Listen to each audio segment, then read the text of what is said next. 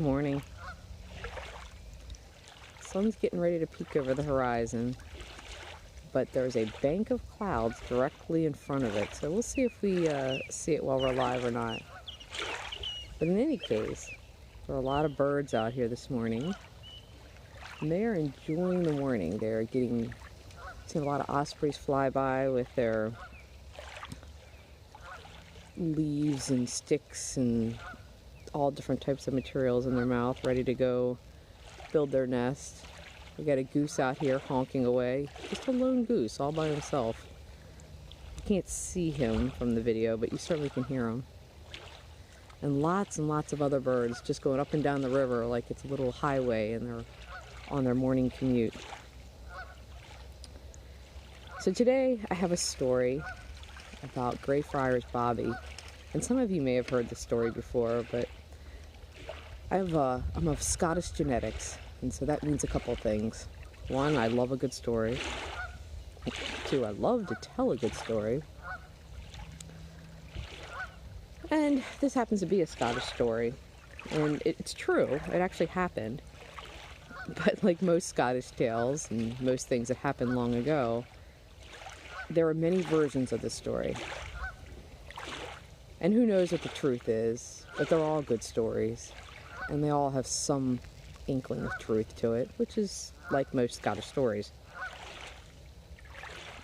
So in 1850, a gardener, in some versions of it at least, who was named John Gray, he arrived in Edinburgh. And when he got there, he was not able to find any work. And he looked, but he wasn't able to find any. So he ended up joining the Edinburgh police force as a night watchman instead of a gardener. And as he walked the streets of Edinburgh at night, he ended up collecting in some way or another a little dog named Bobby, who was a Skye Terrier. And so every night, the two of them walked the streets of Edinburgh at night, up and down the cobbled streets. And as they walked the night, of course there's not as many people out there at night, and lots of townspeople got to know them. And so they were known as, John and Bobby walking the streets. They were the faithful friends. Eventually, John contracted tuberculosis, and he died on February 15th in 1858. And he was buried in Greyfriars Kirkyard, which is, I think a kirkyard is a cemetery. Honestly, I'm not really sure, but I'm assuming that's what that is. So after John died, Bobby sat by John's grave day after day and through the night and through the cold winters. And here comes my little puppy down here. How timely. And he just basically refused to leave his master's grave. He was like, nah, I'm not leaving. This is where my master is. I've been with him every day, and I'm going to stay with him. The keeper of Greyfriars, the cemetery keeper, he tried to evict Bobby because he didn't want Bobby in that cemetery.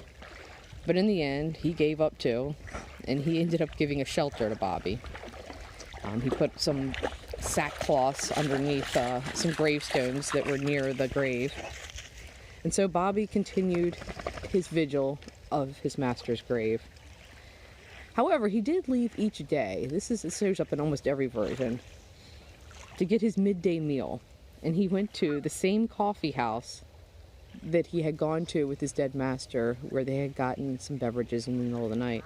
And he got his meal each day from the proprietor of that coffee house. So in 1867, some law was passed, some smart person, who decided that all dogs have to be licensed in the city or they were going to be destroyed. And so the townspeople were all upset. I mean, you can't destroy Bobby. Bobby belongs to all of us. He's walked the streets, he's here every day, and he's just trying to be with his master. So some kind man, his name was Sir William Chambers, he actually paid for Bobby's license and had a collar made with a brass inscription on it that said, Greyfriars Bobby, from the Lord Provost, 1867 licensed. And essentially, that was his key to the city. And so he could continue to wander the streets of Edinburgh and do his job of basically monitoring his master's grave. So the people of Edinburgh took care of him until he died, and he remained loyal to his master for 14 years. So for 14 years, he sat next to his grave until he finally died himself in 1872.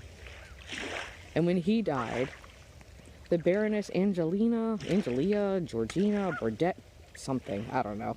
Anyways, she actually paid for and erected a granite fountain in his honor.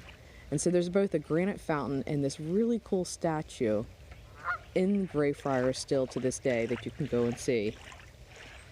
And he has a headstone that reads, Greyfriars Bobby, died 14th of January, 1872, age 16 years.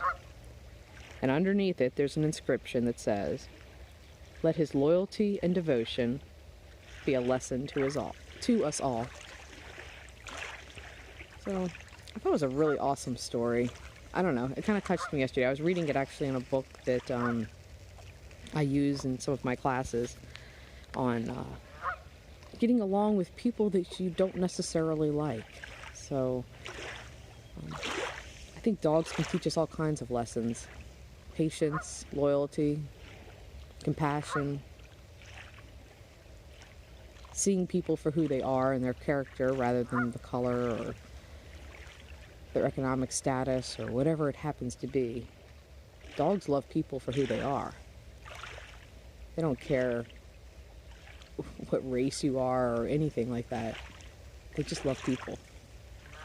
So, we can just learn a lot of things from dogs. And I think I learned a little bit from Greyfriars Bobby. I hope you enjoyed the story too.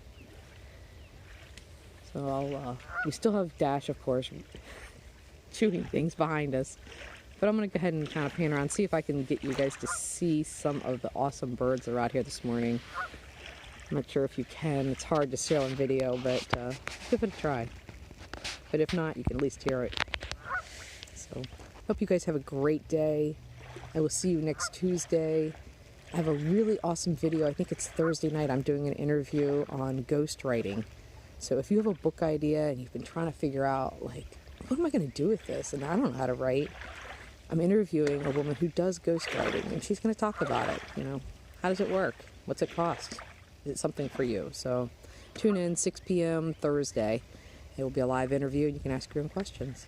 So, and of course, if you enjoyed today's video, share it, like it, forward it, comment. Do all those things that people tell you to do on social media that I'm supposed to tell you. So, but I really do appreciate a share because I love having everybody here join me. Have a great day.